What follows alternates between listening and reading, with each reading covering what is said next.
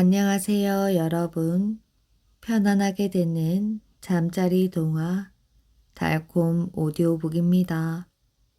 오늘 하루도 행복하고 즐겁게 잘 보내셨나요? 오늘의 첫 번째 이야기는 얄미운 양반의 뺨을 때린 간 큰 머슴 이야기입니다. 오늘도 재미있는 옛 이야기 들으시면서 편안한 밤 되시길 바랍니다. 구독과 좋아요는 큰 힘이 된답니다. 오늘의 첫 번째 이야기 시작하겠습니다. 양반을 때린 머슴. 옛날 어떤 고을에 김정승이라는 양반이 살고 있었어요. 김정승은 원래 자기의 출세와 이름을 널리 알리기 위해서는 수단과 방법을 가리지 않는 사람인데다가 욕심까지 많다 보니 백성들을 괴롭혀 긁어모은 재산이 이만저만이 아니었답니다. 이러한 김정승이 나이가 들어 벼슬살이를 물러나 고을에 내려가 살게 되었지요. 그때부터 김정승의 대궐 같은 집에서는 눈꼴 사나운 별의별 놀이들이 벌어지지 않는 날이 없었답니다. 이렇게 놀이를 벌이느라 곡식이며 술이며 고기며 과일이며 그 밖의 물건들이 숱하게 없어지는 것은 이루 헤아릴 수가 없을 지경이었지요. 노는 판이 밤낮으로 벌어지는 반면에 그 치닥거리에 시달림을 받는 사람들의 원한에 찬 목소리와 신음소리는 하늘에 사무칠 정도였답니다. 어떤 사람은 김정승을 저주하는 잠꼬대를 할 정도였지요. 그런데 하루는 팔도 강산 방방곡곡에 다음과 같은 방이 나붙었답니다. 아무 날 아무 시에 아무 곳에 사는 김정승 댁에서 흉내놀이, 잔치가 열린다. 누구든지 흉내를 잘 내는 사람은 그 사람의 신분과는 상관없이 자기의 솜씨를 발표할 수 있다. 솜씨가 특히 뛰어난 사람들에게는 1등 상부터 3등 상까지 줄 것이다. 이 방을 보고 방방곡곡에서 내노라 하는 흉내쟁이들이 모두 이 고을에 모여들었지요. 김정승은 연신 부채질을 하면서 재간꾼들의 솜씨를 구경하고 있었답니다. 그러나 김정승의 마음을 흐뭇하게 해주는 사람은 없었지요. 별의별 놀이를 다 보아온 터라 보통 사람은 차마 볼 수 없는 해괴망측한 행동이 아니고서는 도저히 김정승의 취미를 만족시켜 줄 수 없었기 때문입니다. 개, 닭, 여러 동물들, 심지어는 파리, 모기, 벼룩 흉내에 이르기까지 별의별 갖은 흉내를 다 내니 온 마을이 떠나가게 웃음판이 그칠 줄을 몰랐지요.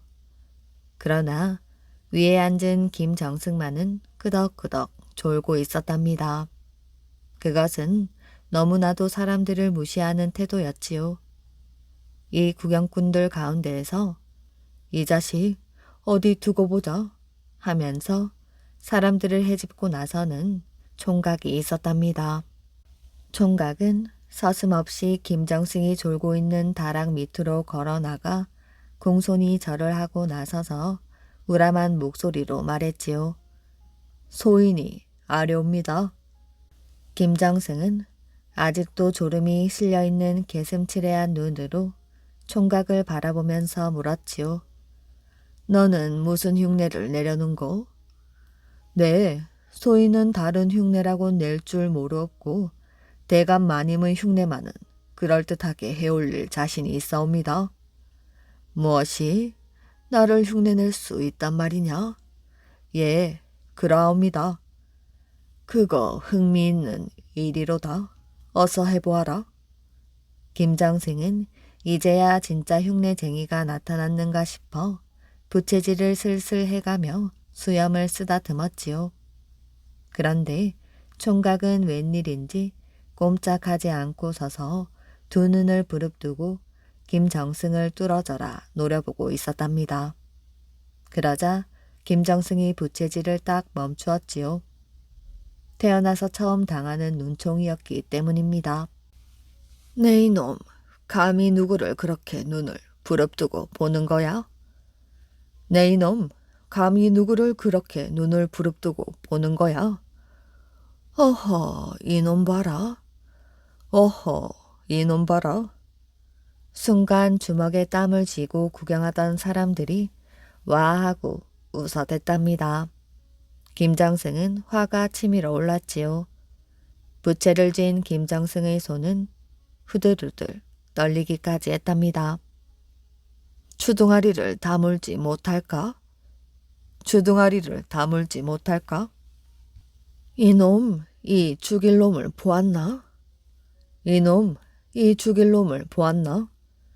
김정승의 숨은 턱까지 닿았답니다. 웃음을 터뜨리던 구경꾼들도 다시 조용해지면서 어떻게 되어가나 하고 바짝 긴장을 하고 있었지요. 걔 누구 없느냐? 저 미친놈을 요절내지 못하는고? 걔 누구 없느냐? 저 미친놈을 요절내지 못하는고? 네 이놈, 무엇이 어쩌고 어째? 저런 백정 녀석을 보겠나? 네 이놈, 무엇이 어쩌고 어째? 저런 백정 녀석을 보겠나? 순간 김정승의 분은 상투 끝까지 치밀어 이놈 하고 총각의 뺨을 갈겼답니다. 총각도 이놈 하고 무쇠 같은 주먹으로 똑같이 흉내를 내었지요. 순간 정승은 입에 개거품을 물고 그 자리에서 나가 뻗고 말았답니다. 구경꾼들은 무슨 경사가 난 것처럼 와 하면서 웃으며 손뼉을 터뜨렸지요. 이 좌수 눈의 정기. 옛날 제주도에 힘이 장사이고 학식이 많은 이 좌수란 사람이 살았답니다. 특히 눈의 정기가 날카롭기로 소문이 나 있었지요. 그가 눈을 한번 번쩍 뜨면 마당에서 놀던 닭들이 픽픽 쓰러질 정도로 눈빛이 날카로웠지요. 그는 대전고을 좌수로서 일을 보았으므로 늘 중문에서 말을 타고 대정을 드나들었답니다. 어느 날 밤 마침 일이 있어 밤이 으슥해서야 이 좌수는 말을 타고 중문으로 돌아오고 있었답니다. 달 밝은 밤에 술까지 마셔 기분이 좋아 콧노래를 흥얼거리며 말을 달렸지요. 그렇게 얼마를 가는데 길가에 어떤 여인이 나타나서는 말을 세웠습니다. 갈 길은 멀고 밤은 깊고 다리까지 아프니 죄송하지만 같이 타고 갈 수 없겠습니까? 여자는 사정을 하였어요. 이 좌수는 보아하니 아름다운 여자이고 기분도 매우 좋아서 흔쾌히 승낙을 하였답니다. 그래서 그 여자를 그의 뒤에 타도록 하고는 떨어지지 않게 비상용으로 가지고 다니는 오랏줄로 그 여자와 자기 몸을 하나로 묶었지요. 한참 말을 달리다가 이 좌수는 퍼뜩 자기 뒤에 앉아있는 여자가 보통 여자가 아니라는 생각이 들었답니다. 혹시 여우일지도 모른다는 생각이 들자 마음을 더 단단하게 먹었지요. 그러고는 여자와 자기 몸을 묶은 오랏줄을 바짝 죄었답니다. 중문이 점점 가까워져 왔답니다. 이제 그만 내려주십시오. 저는 다 왔습니다. 여자는 이제 그만 내려달라고 하였답니다. 그러나 이 좌수는 그 말을 들어주지 않았어요. 등 뒤에서 여자가 내려달라고 보채기 시작하였지요. 그럴수록 이 좌수는 더 말을 빨리 달렸답니다. 이제야 여자는 이 남자가 보통 사람이 아니란 걸 눈치채고는 등을 손톱으로 막 핥히면서 내리려고 발버둥을 쳤답니다. 그러나 이 좌수는 끝내 그 여자를 내려주지 않았지요. 그럭저럭 마을에 이르렀습니다. 이 좌수네 집이 가까워졌지요. 여자는 마을 잔등 위에서 내리려고 요동을 쳤답니다. 마침 이 좌순의 집에서 큰 개 2마리를 기르고 있었지요. 개들이 주인의 말굽 소리를 알아듣고 길가까지 나왔답니다. 이 좌수는 마당으로 들어서자마자 오랏줄을 풀어서는 그 여자를 아래로 휙 떨어뜨렸지요. 따라오던 개가 여우를 알아보고 여자에게 달려들었답니다. 순간 곱게 보였던 여자는 온데간데 없고 마당 가운데에는 큰 여우 1마리가 개에 물린 채 피를 흘리며 죽어 넘어지고 있었지요. 이 좌수는 눈의 정기로 또 굉장히 유명하였답니다. 당시에는 제주 목사가 제주에 부임하면 제주를 한 바퀴 돌아다니며 시찰을 하였지요. 이런 일이 행해질 때면 백성들이 당하는 어려움도 이만저만이 아니었답니다. 백성들은 목사를 따라다니는 여러 시종들도 잘 받들어야 했답니다. 말도 내놓고 음식도 차려야 되고 수많은 사람들을 백성들이 모두 대접해야 하였지요. 이 좌수는 비록 대전고을에서 좌수 일을 보는 입장이었지만 이런 일이 아주 못마땅하였지요. 새로운 목사가 부임하여 제주도 시찰이 시작되었답니다. 이 좌수는 다른 관리들과 함께 목사를 맞을 채비를 하고 기다렸지요. 그러면서도 어떻게 하면 백성들이 괴로움을 덜 당하고 지낼 수 있을까 궁리를 하였지요. 마침내 목사 일행이 도착하였답니다. 대기하고 있던 고을의 관리들이 정성을 다하여 목사 일행을 맞아들였지요. 같이 온 시종들의 거만한 태도가 이좌수의 마음에 거슬렸답니다. 이좌수는 그들을 마주보기가 싫어서 그냥 한편에 비켜 서서는 땅만 내려다보고 있었지요.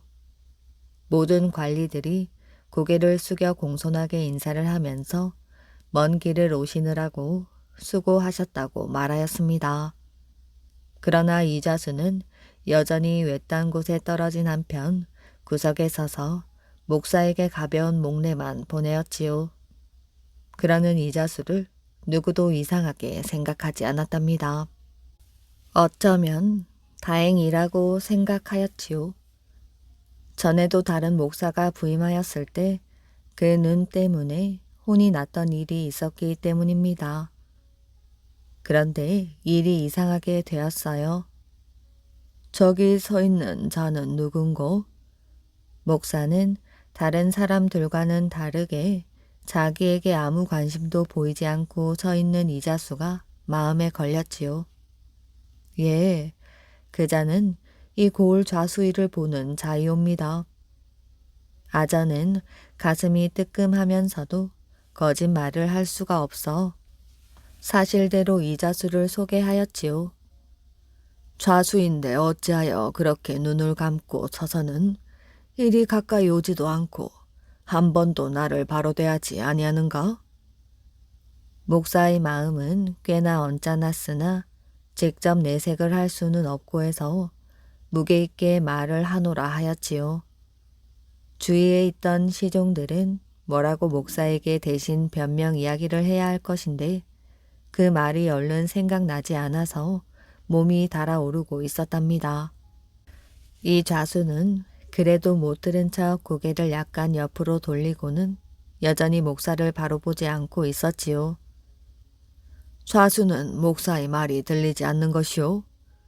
목사가 조금 큰 소리로 다시 말하였어요. 이 좌수는 여전히 고개를 숙인 채로 천천히 목사에게 다가갔지요. 그러고는 목사를 똑바로 바라보고 눈을 떴답니다. 그 눈에서 불이 번쩍 하였지요. 목사는 순간 호랑이의 부릅뜬 눈을 대하는 것 같아서 정신이 아찔하였답니다. 이 인물은 보통 인물이 아니구만. 목사는 겨우 정신을 가다듬고 고개를 돌려버렸지요. 사또나리 대전고을 이좌수 문안 드리옵니다. 먼 길 고생이 많으셨습니다. 이 좌수의 목소리가 우렁차게 온 들을 쩌렁쩌렁 울렸지요. 이 좌수, 내 노독으로 심신이 피로하니 다음에 이야기합시다. 어서 저리 물러서시오. 목사는 눈의 전기가 무서워 마주 대할 수 없다는 소리는 하지 못하고 손을 내저었지요. 그러나 이자수는 눈을 부릅뜬 채 그대로 목사를 쏘아보았답니다. 이자수, 어서 부릅뜬 눈을 좀 거두시오. 내 어지러워서 그러오. 이자수는 그제야 눈을 스르르 감으면서 자리를 피했어요. 목사는 겨우 정신을 차리고는 시종들에게 그 고을을 대강 시찰하고 어서 떠나자고 하였지요. 이자수 눈 때문에 목사의 시찰은 무사히 끝난 것이었습니다. 신현과 늙은 여우. 암흑같이 어두운 절간에서 으시시한 소리가 들렸답니다. 그날따라 승려들이 모두 마을을 내려가고 절가대는 신현, 신즙 형제만이 글을 읽고 있었지요.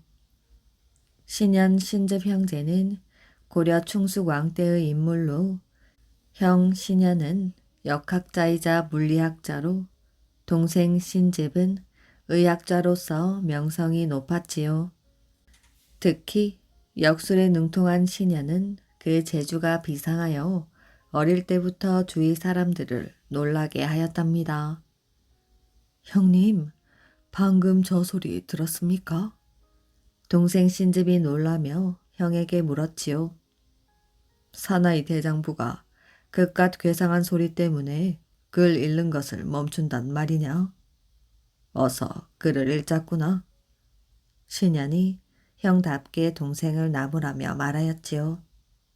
그리하여 형제는 다시 글을 읽기 시작하였지요. 흑흑흑. 하지만 괴상한 소리는 계속해서 들려왔고 조금 후에는 뚜벅뚜벅하는 걸음 소리까지 들렸답니다. 일이 이쯤 되자 아무리 담력이 좋은 형제라 해도 더 이상 글만 읽고 있을 수는 없었지요. 형님, 아무래도 밖에 누가 있는 모양입니다. 그런 것 같구나.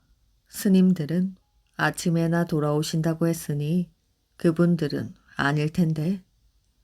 소리가 괴상한 곳을 보면 혹 도깨비나 귀신이 아닐까요? 글쎄, 한번 나가봐야겠구나. 형제는 소리가 나는 곳을 향해 조심스럽게 걸음을 옮겼지요. 소리는 절 마당에 있는 탑 쪽에서 들려왔답니다. 형제가 탑 근처에 다가갔을 때 싸늘한 기운이 느껴지더니 갑자기 흉물스러운 물체가 눈앞에 나타났지요. 형제는 어둠 속에서 물체가 무엇인지 자세히 살펴보았답니다. 그것은 다름 아닌 죽은 지 얼마 안 되어 보이는 시신이었지요. 시체의 입에서는 여전히 괴상한 소리가 나오고 있었으나 더 이상 그들 형제에게 다가오지는 않았답니다. 형제는 너무 놀라 정신을 차릴 수가 없었으나 놀란 가슴을 가다듬고 방으로 들어왔지요. 신현이 잠시 생각에 잠기더니 아직까지 무서운 듯 떨고 있는 신즙에게 말했답니다. 즙아, 네가 잠시 저 시체를 지키고 있겠니? 예, 제가요? 형님은 어디를 가시게요? 우리 둘 중 하나는 마을로 내려가서 이 시체의 주인을 찾아야겠다. 그게 무슨 말씀이세요? 마을에 가면 분명 시체를 잃어버린 초상집이 있을 거야. 그 집에 가서 시체가 여기 있다고 알려줘야겠구나. 형님, 날이 밝은 다음에 알리면 안 됩니까? 날이 밝으면 저 시체가 없어질 것이니 제치할 수가 없구나. 네가 남아 있겠느냐? 아니면 마을에 가겠느냐? 신현의 말에 신즙은 아무래도 시체와 있기보다는 마을로 가는 것이 나을 듯하여 밤길을 나서기로 하였지요. 신즙을 마을로 보낸 신녀는 계속해서 들리는 괴상한 소리에 신경을 쓰지 않으려고 글 읽는데 더욱 몰두를 하였답니다. 두어 시간쯤 지나자 괴상한 소리가 점점 작아지더니 갑자기 털썩하고 쓰러지는 소리가 들렸지요. 절가는 곧 신현의 글 읽는 소리만 울려 퍼졌답니다. 잠시 후 동생 신즙이 마을 사람들과 함께 횃불을 밝혀들고 나타났지요. 마을 사람들 중 몇 명이 쓰러져 있는 시체를 살펴보더니 크게 놀라며 말하였어요. 분명 우리 할아버지가 맞습니다.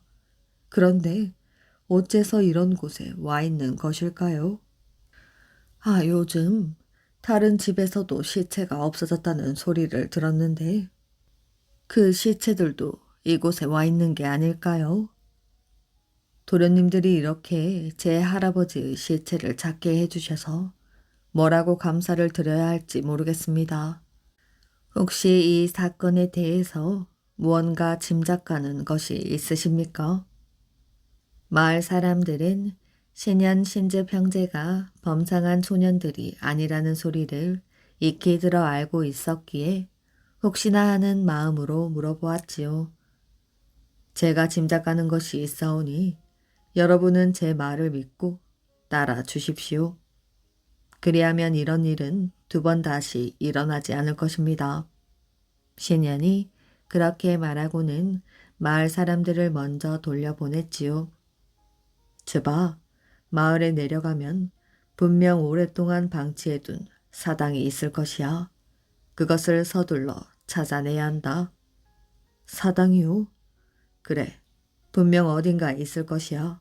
함께 내려가서 찾아보자꾸나. 형제는 서둘러 마을로 내려와 이곳저곳을 살펴보았지요. 한동안 여기저기 살피고 다니던 신즙은 마을 뒤쪽에서 동산 모양의 작은 돌무더기를 발견하였지요. 신즙은 곧 형을 불러 돌무더기를 보여주었지요. 신녀는 그것을 보자마자 마을 사람들에게 마른 장작을 가져다 돌무더기 위에 쌓으라고 말했답니다. 마을 사람들이 돌무더기 위에 장작을 다 쌓자 신녀는 거기에 불을 질렀지요.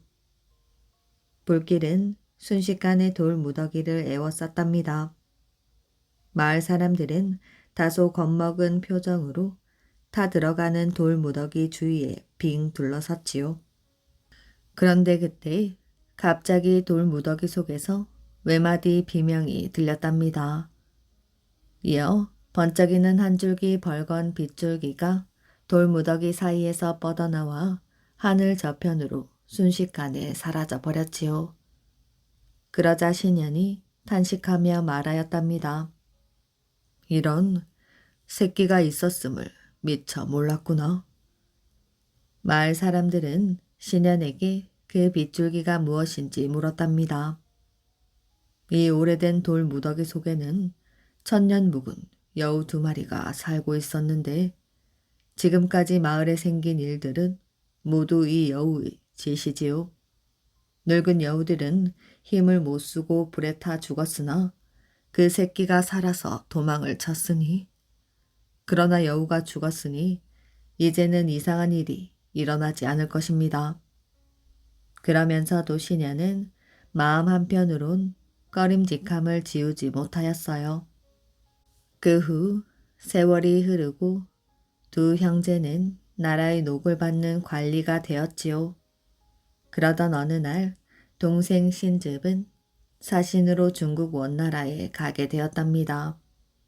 신즙이 원나라에 도착하여 짐을 풀고 고단한 여정에 지친 몸을 쉬려고 하는데 갑자기 원나라의 내간이 찾아와 병에 걸려있는 자국의 공주를 치료해 줄 것을 청하였답니다. 원나라에는 홀로 된 지 6년이 된 나이 많은 과부 공주가 한 명 있었지요. 그 공주는 어느 때부터인가 시름시름 앓기 시작하더니 몇 년 전부터 정신이 오락가락하여 시녀들에게 욕을 퍼붓기도 하고 괴상한 소리를 지르며 방 안을 서성이는 듯 괴상한 짓을 일삼았답니다. 최근에는 사람의 간을 달라고 소리를 지르며 난동을 부리기로 하였지요.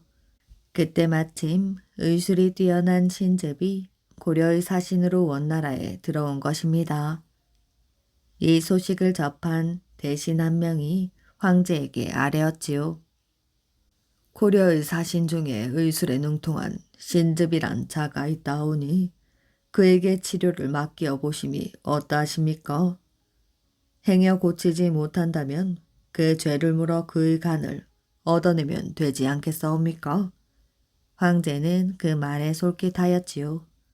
이렇게 되어 신즙은 원나라 공주를 치료하라는 명을 받게 되었답니다. 신즙은 쉽사리 잠이 들지 못하고 객사 뜰에 나와 밤하늘을 보았지요. 이곳에 오기 전에 형님이 말씀하신 애군이 바로 이것이구나. 신즙은 형 신현이 집으로 찾아온 일이 생각이 났답니다. 그날따라 신현의 안색은 몹시 어두웠지요.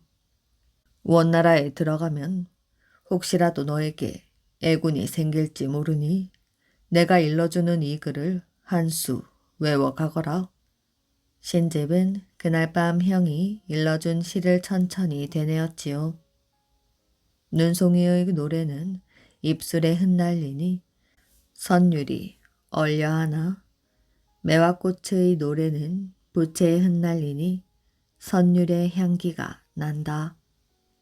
역수를 하는 형이 말이기에 신즙은 열심히 그 시를 외며 객사 마당을 돌아다녔지요. 하지만 이것이 공주의 병을 고치는 것과 무슨 관련이 있겠어요? 고려에서 오신 분인가 보군요. 글을 들어보니 마치 신선의 시상인 듯 아름다운데 혹 그 글을 나에게 파시지 않겠소?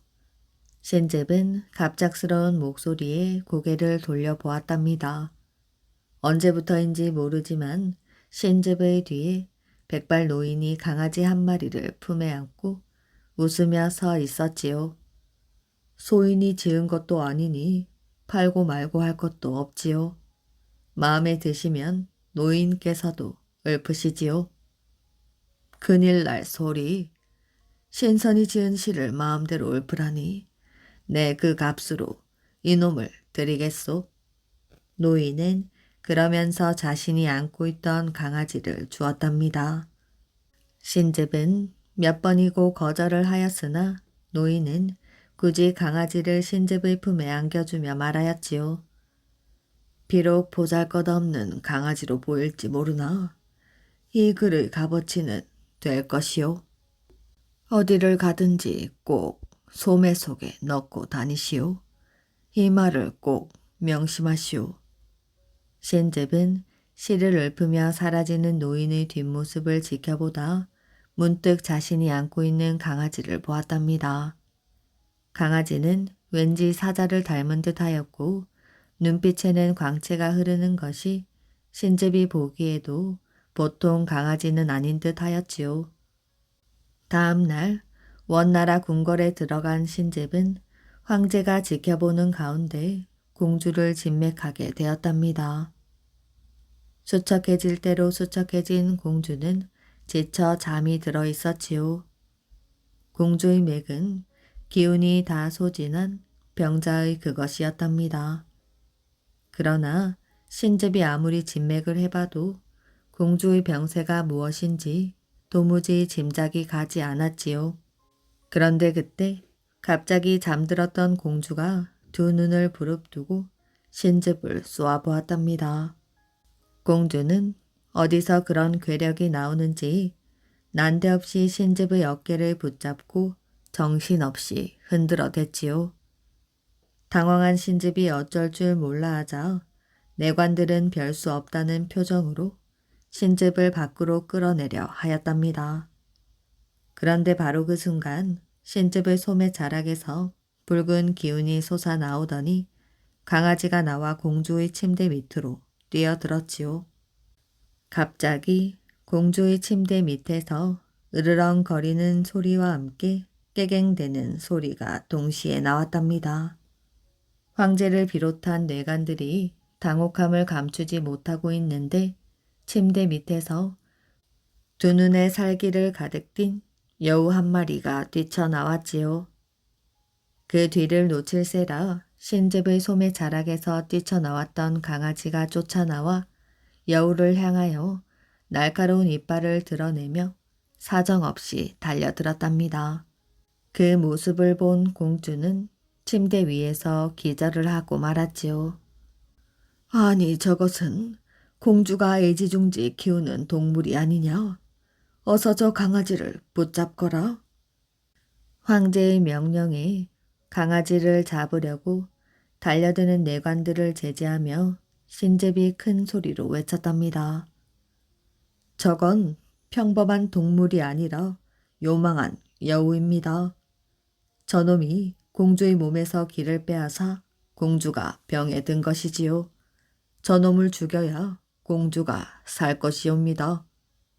신즙의 말에 황제는 할 말을 잃고 자리에 주저앉았지요. 강아지는 작은 몸뚱이 어디서 그런 기운이 솟아나는지 한치도 물러나지 않고 마침내 여우의 목을 물어 죽였답니다. 숨이 끊어진 여우는 본래의 흉측한 모습을 드러내었는데 그 크기가 살아있을 때와는 다르게 엄청나게 크고 징그러웠지요. 황제는 여우를 밖으로 끌어내어 불에 태우도록 명하였답니다. 잠시 후 쓰러졌던 공주가 깊은 숨을 몰아쉬며 깨어났지요. 공주의 얼굴에는 예전처럼 생기가 돌았답니다. 황제는 공주를 치료한 신즙에게 큰 상을 내리고 공주는 병의 근원이 여우였음을 알고는 경악을 금치 못하였답니다. 돌아온 신즙이 형 신현에게 모든 일을 이야기하자 신현은 그 여우가 바로 지난날 자기가 불태워 죽였던 늙은 여우의 새끼라고 알려주었지요. 신즙은 믿어지지 않는 표정으로 신현의 선경 지명에 놀라워하며 거듭 고개를 숙일 뿐이었답니다. 달 속의 토끼. 옛날에 토끼와 수달과 자칼과 원숭이는 친구로 잘 지내고 있었지요. 어느 날 네 친구가 모여 앉아 달 구경을 하였답니다. 하늘에는 쟁반같이 둥글고 환한 보름달이 떠 있었어요. 그때 수달이 한숨을 쉬었답니다. 참 아름답구나. 자칼도 맞장구 쳤지요. 보름달일 때는 더 아름다워. 토끼가 말했어요. 사람들은 보름달이 뜨고 난 다음 날을 신성한 날로 여긴대. 그날은 아무것도 먹지 않고 배고픈 사람들에게 먹을 것을 나누어 준다더구나. 우리도 그렇게 하면 어떨까? 수달이 말했어요. 나보다 불행한 사람에게 먹을 것을 나누어 줄 수만 있다면 기꺼이 저녁을 굶을 거야. 자칼도 고개를 끄덕였지요. 내일 평소처럼 먹을 것을 구하러 다니되 해가 질 때까지 아무것도 먹지 말자. 원숭이도 말했어요. 그래서 거지를 만나면 먹을 것을 주는 거야. 다음 날 네 친구는 각자 먹을 것을 찾으러 갔지요. 수달은 정글을 가로질러 흐르는 강에서 물고기를 잡았답니다. 물고기 3마리를 잡아서 한 마리씩 강둑으로 끌고 올라왔지요. 수달은 혼자 중얼거렸어요. 오늘 밤을 위해 남겨두어야지. 만일 배고픈 거지를 만나면 줘야 하니까. 원숭이는 망고를 찾으러 갔답니다. 원숭이는 잘 익은 망고가 열린 나무를 발견하고는 망고를 한아름 땄지요. 오늘 밤을 위해 남겨두어야지. 만일 배고픈 거지를 만나면 줘야 하니까. 자칼은 원래 쓰레기를 뒤지는 동물이지요. 그래서 온종일 쓰레기 더미를 뒤지고 다니다가 마침내 고깃 덩어리를 찾아내었답니다. 이렇게 좋은 걸 왜 버리지? 이건 오늘 밤을 위해 남겨둬야겠다.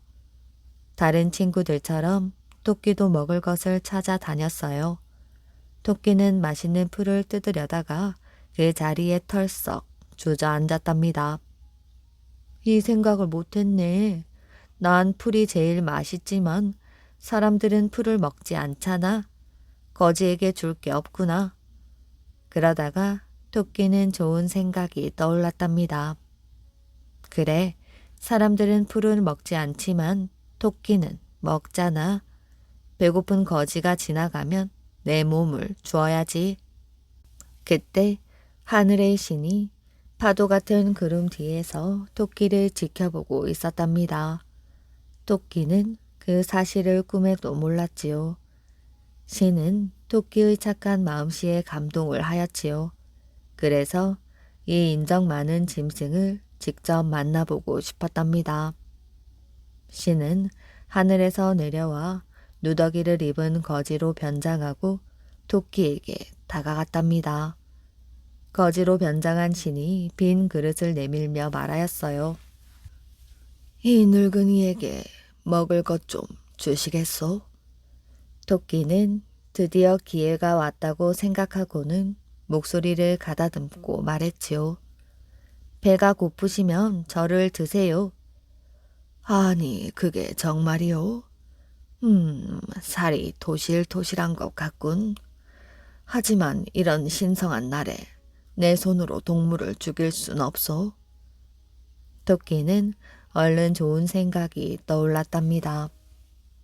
그건 아무 문제도 되지 않아요. 불만 피워주면 제 스스로 불에 뛰어들게요. 거지는 마른 통나무와 잔 가지를 모으기 시작했답니다. 그러고는 땔감에 불을 붙이고 부채질을 하여서 불을 피운 다음 통나무 몇 개를 더 집어넣었지요. 얼마 되지 않아 모닥불이 활활 타올랐답니다. 준비가 다 되었소? 그러자 토끼는 조금의 망설임도 없이 눈을 감더니 활활 타오르는 불 속으로 훌쩍 뛰어들었답니다. 다음 순간 토끼는 깜짝 놀라 눈을 동그랗게 뜨고 소리를 쳤답니다. 오, 이게 어떻게 된 거지?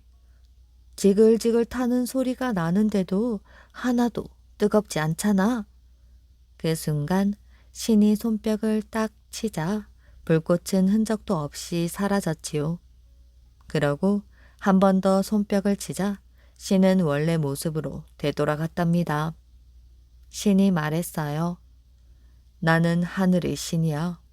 그것은 진짜 불이 아니라 내가 마법으로 만들어낸 것이니라. 나는 네가 남을 위해 목숨을 내놓겠다는 말을 듣고 내 귀를 의심했단다. 그것은 더없이 고귀한 희생이지. 용감한 토끼야. 너는 마음씨만 착한 게 아니라 약속을 반드시 지킬 줄도 아는구나. 네 용기와 착한 마음씨를 모두에게 알려야겠다. 신은 땅에서 진흙 한 덩이를 떠냈어요. 그러고는 진흙을 납작하게 하고 둥그렇게 빚은 뒤 뾰족한 장가지로 토끼를 그려 넣었지요.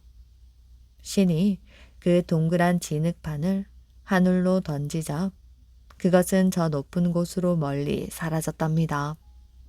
신이 말했어요. 오늘부터 보름달에는 너를 닮은 토끼가 보일 것이야. 이 세상 사람들이 달을 쳐다볼 때마다 너를 보고 너의 고귀한 마음을 되새길 것이야. 그리하여 자기 마음을 다시 돌아보고 자기가 가진 것을 불행한 사람들과 함께 나누게 될 것이다. 신은 그렇게 말하고 나서 마지막으로 손뼉을 치고는 사라졌답니다. 그날 밤 토끼는 수달, 자칼, 원숭이와 정글에서 만났지요. 토끼는 그날 있었던 일을 모두 들려주었답니다. 나무 꼭대기 위로 둥근 달이 떠오르자 자칼이 소리를 쳤지요. 저것 봐! 달 속에 토끼가 있어. 수달이 맞장구 쳤답니다. 우와, 보인다 보여. 너 정말 멋있다. 그렇게 해서 달이 뜨면 토끼가 보이는 것이라고 합니다. 눈이 세 개인 개. 경상남도 합천 해인사에 8만 대장경이 있는 것은 널리 알려져 있지만 이 대장경 가운데 나라에서 만든 것과 개인이 만든 것 두 가지가 있다는 사실은 잘 알려지지 않았지요. 나라에서 만든 대장경은 창고의 앞뒤채에 있고 사사로이 만든 대장경은 좌우 쪽의 창고에 있답니다. 개인이 만든 대장경은 합천에 살았던 이 거인이라는 사람이 승려가 되어서 만들었다고 합니다. 이 거인은 집이 가난하고 겨우 이장 노릇이나 하며 살았지만 마음이 착하고 불교를 독실하게 믿어 동네 사람을 잘 돌봐 주었지요. 어느 날 밤 늦게 집으로 돌아가다가 길가에 새눈박이 개 한 마리를 만났답니다. 이 개를 집으로 데려와서 기르는데 그 모양은 꼭 사자같이 생겼고 영리한 데에다 하루 한 끼만 먹고는 집을 잘 지켜 주었지요.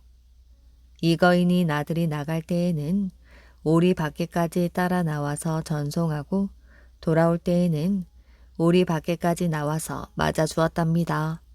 그래서 이 거인은 이 개를 무척 사랑하고 마치 자식과 같이 대해 주었지요.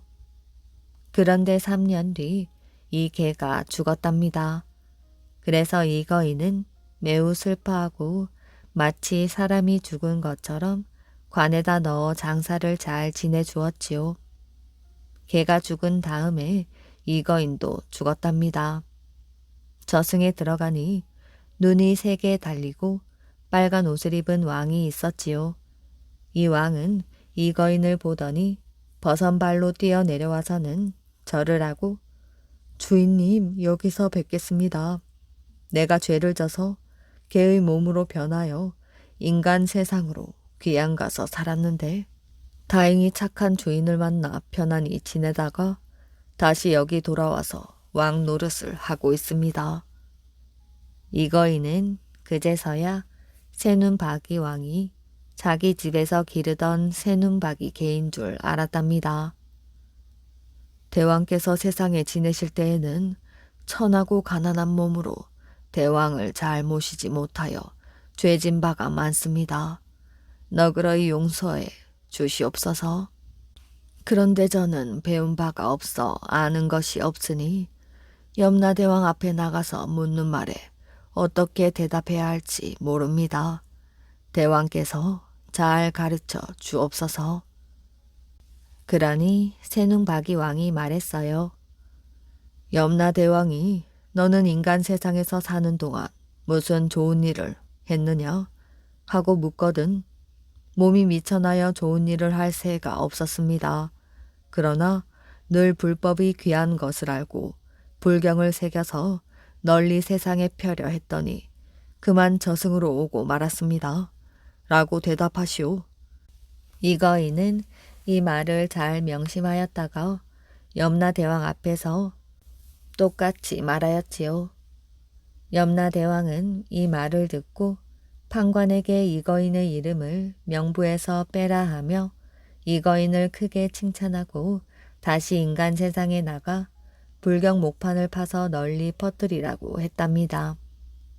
이 거인은 염라대왕에게 절을 하고 이 세상으로 돌아올 때 새눈박이 왕에게 가서 작별 인사를 하였지요.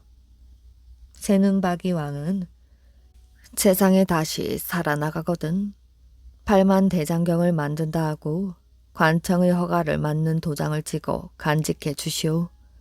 내가 내년 봄 인간 세상에 나갈 터이니 그때 일을 합시다.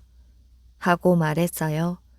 이런 말을 주고받다가 잠이 깨니 긴 꿈이었답니다. 꿈이 하도 신기하여 이 거인은 허가를 맡아 두었지요. 그때 고려 숙종의 따님인 공주가 병이 나서 고생을 하고 있었답니다. 공주는 아버지에게 제 병을 낫게 해 주시려면 8만 대장경을 만들어 주십시오. 듣자니 경상도 합천의 이 거인이란 사람이 화주가 되어서 대장경을 만들겠다니 그를 불러주십시오. 하고 말했지요. 숙종은 공주의 말을 듣고 곧 합천 군수를 시켜 이거인을 서울로 불러 올렸답니다. 공주는 이거인을 보자 잘 왔소. 나는 새눈박이 왕이오. 저승에서 약속한 대로 같이 일하러 왔소. 하고 말하고 아버지인 왕에게 이 사람은 서승에 갔다가 염라대왕에게 도로 인간 세상에 돌아가서 대장경을 만들어 불경을 많이 퍼뜨리라고 명을 받은 사람이니 아바마마께서는 그 일을 도와주심이 어떠하십니까? 하고 간절히 말하였어요. 왕은 공주의 말을 듣고 그렇게 하겠다고 말했답니다. 그러니 공주의 병은 깨끗하게 나았지요. 왕은 곧 많은 돈을 내리고 많은 조각 장이들을 불러들이며 거제도에서 좋은 나무를 많이 구해다가 대장경 판본을 새기게 하였답니다. 이것이 8만 대장경 중에 사사로이 만든 것이지요. 거지와 암행어사. 옛날 어느 날 암행어사 박문수가 길을 가다 주막에 들렸습니다. 주막에는 복록방이라고 하여 여러 길손이 함께 묵을 수 있는 큰 방이 있었지요. 그 방에는 한 거지가 팔 다리를 쭉 뻗고 누워 있었답니다. 박문수는 주모에게 저녁상을 받았는데 혼자 먹기 미안하여 거지에게 물었지요. 저녁 식사는 하셨나요? 거지는 누운 채 심드렁하게 대답하였답니다. 굶었수다. 땡전 한 푼도 없는데 어떻게 밥을 시켜 먹어? 이틀째 아무것도 먹지 못했소. 저런 몹시 시장하시겠군요. 저는 따로 시켜 먹을 것이니 먼저 드시지요. 박문수는 거지에게 밥상을 밀어주고 저녁상을 따로 주문했습니다. 거지는 벌떡 일어나 앉더니 음식을 순식간에 먹어치웠지요. 다음날 아침 자고 일어난 박문수는 아침상을 2인분 시켰답니다. 그래서 거지와 한 상에 마주 앉아 아침을 먹었지요. 식사를 마친 뒤 거지가 말했답니다. 당신도 행색을 보아하니 나처럼 빌어먹는 거지 같은데 함께 국어를 다니지 않겠소? 박문수는 암행어사 신분이기 때문에 거지꼴로 여기저기 돌아다니고 있었지요. 거지와 같이 다니면 신분도 위장하고 심심치 않을 것 같았답니다. 그래서 거지와 함께 주막을 나섰지요. 두 사람은 어깨를 나란히 하고 어느 마을에 이르렀답니다. 그런데 갑자기 소나기가 내리기 시작하였지요. 거지는 비를 피할 때를 찾아 주위를 두리번거렸답니다. 그러더니 마을에서 가장 으리으리한 기와집 마당으로 불쑥 들어갔지요. 박문수도 그의 뒤를 따라갔답니다. 머슴이 집 안에서 나오자 거지가 말했지요. 안방 마님을 뵈러 왔다고 전하여라. 세 사람 목숨이 걸린 일이니 어서 서두르거라. 머슴은 집 안으로 들어가 그대로 전했답니다. 그 집 안방 마님이 놀란 얼굴로 나왔지요. 무슨 일이요? 세 사람 목숨이 걸렸다니요. 내가 시키는 대로 하지 않으면 이댁 식구 세 사람이 죽소. 안방 마님은 마당에 머리를 풀고 앉아 아이고 아이고 하고 꼭을 하시오. 꿈을 거리지 말고 빨리.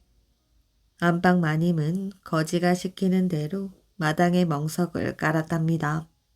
그러고는 머리를 풀고 앉아 온 마을이 떠나가도록 곡을 하였지요.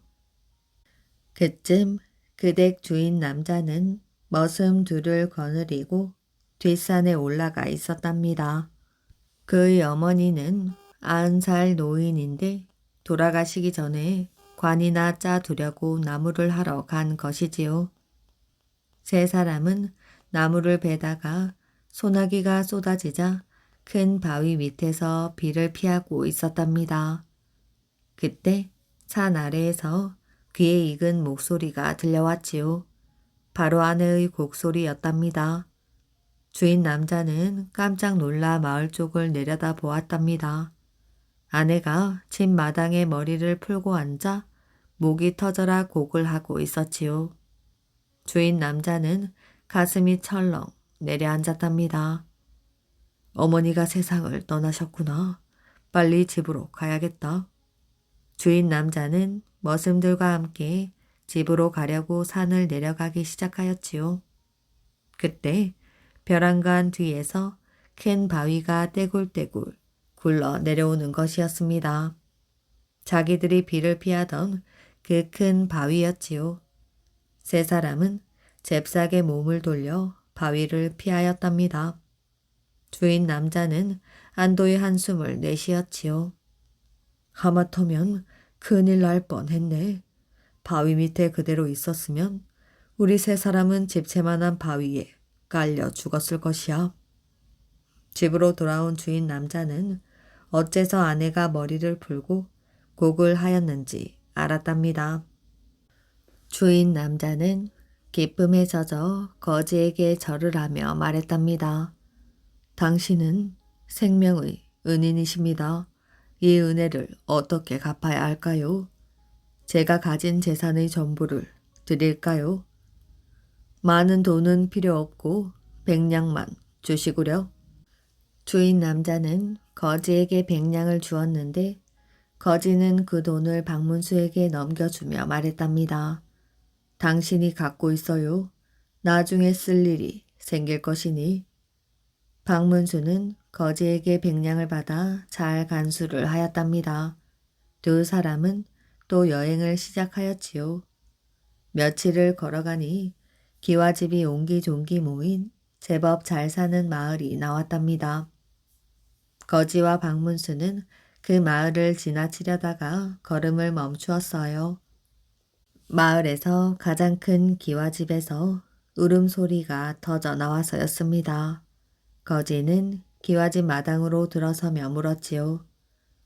왜들 온 식구가 울음바다가 되었죠? 주인 남자가 울먹이며 말했답니다. 하나밖에 없는 아들이 이름 모를 병에 걸려 오늘 내일 한다오. 그래요? 어디 진맥을 볼까요? 거지는 아들 방으로 들어가 죽어가는 아들 손목의 맥을 짚어보았답니다. 약만 잘 쓰면 죽을 병이 아닌걸. 이댁 사랑방의 벽에서 흙을 조금 떼어 가져오시오. 주인 남자는 거지가 시키는 대로 사랑방의 벽에서 흙을 조금 떼어 가져왔답니다. 거지는 그 흙에 물을 섞어 반죽을 하더니 작고 둥글게 알약 3개를 만들었지요. 이 약을 한꺼번에 먹이지 말고 하나씩 먹이시오. 그러면 병이 다 나아 마당을 뛰어다니며 놀 것이오. 주인 남자의 어린 아들은 방 안에 누워 앓는 소리를 내고 있었답니다. 정신을 잃은 채 땀을 비오듯 흘리고 있었지요. 주인 남자는 아들에게 알약을 먹였답니다.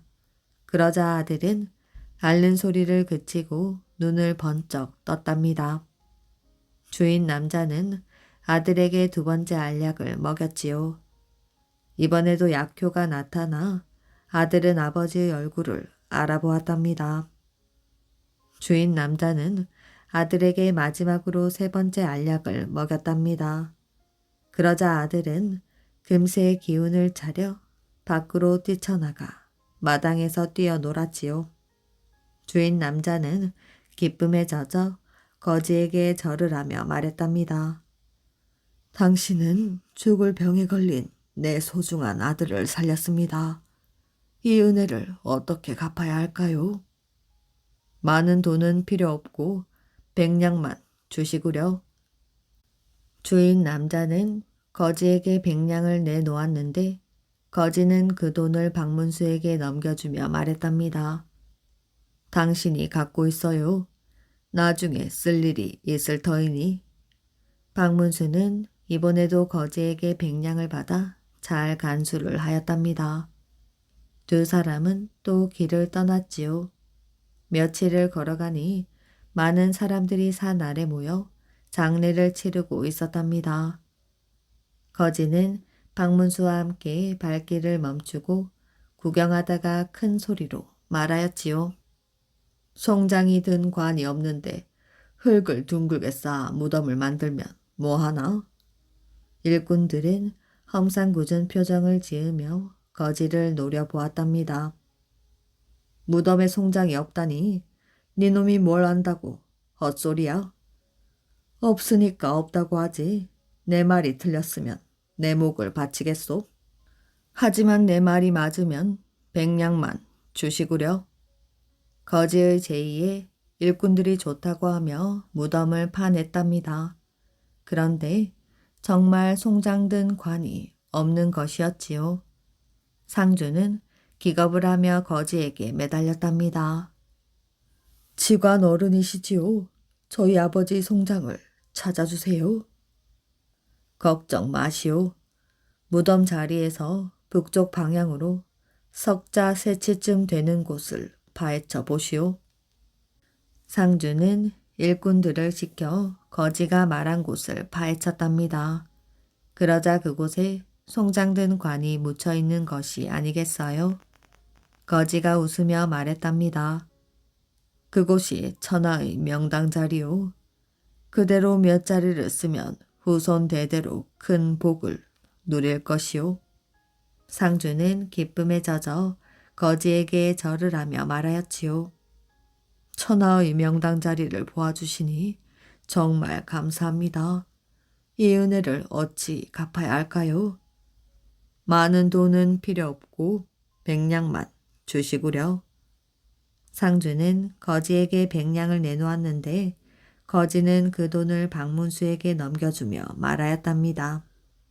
당신이 갖고 있어요. 나중에 쓸 일이 생길 것이니.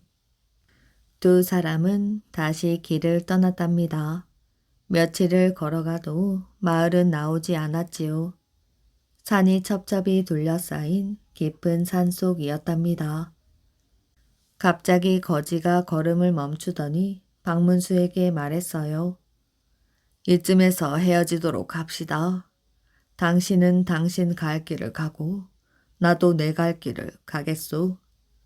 박문수는 어이가 없다는 듯 거지를 바라보았지요. 여기는 마을도 없고 민가 한 채 없잖아요. 날이 어두워지면 나 혼자 꼼짝없이 호랑이 밥이 되라고요. 걱정하지 말아요. 이 길을 쭉 따라가면 사람을 보게 될 것이오. 말을 마친 거지는 서둘러 어디론가 자취를 감추었답니다. 박문수는 거지가 알려준 길을 쭉 따라갔지요. 그 길은 산 마루로 향한 고갯길이었지요. 산 마루에 오르자 장승이 나오고 장승 앞에서 한 처녀가 간절히 기도를 올리고 있었답니다. 장승님, 저희 아버지를 살려주세요. 돈 300냥을 바치지 않으면 관가에서 아버지를 목 뺀다고 합니다. 오늘이 100일 기도의 마지막 날이니 제 소원을 들어주세요. 박문수는 기도 소리를 엿듣고는 처녀에게 물었지요. 아버지가 돈 300냥 때문에 목이 베인다니 그게 사실이요? 예, 그렇습니다. 저희 아버지는 관가에서 일을 하시는데 심부름을 가다가 300냥을 잃어버리고 말았지요. 그 돈은 나라 돈이기 때문에 반드시 갚아야 해요. 내일까지 갚지 않으면 아버지의 목을 벤다고 합니다. 박문수한테는 거지가 맡긴 돈 300냥이 있었답니다. 박문수는 그 돈을 처녀에게 건네주며 말하였지요. 300냥이요. 이 돈으로 아버지를 구해주도록 하시오. 고맙습니다. 장승님이 제 기도를 들어주셨군요. 처녀는 장승을 올려다 보았답니다. 장승이 빙그레 웃고 있었지요. 박문수는 그 얼굴을 자세히 보고 까무러칠 듯이 놀랐답니다. 장승은 길동무였던 거지를 쏙 빼닮았던 것입니다. 이야기 재미있게 잘 들으셨나요? 오늘의 이야기는 여기까지입니다. 끝까지 이야기를 들어주셔서 정말 감사합니다. 오늘도 편안한 밤 되시길 바랍니다.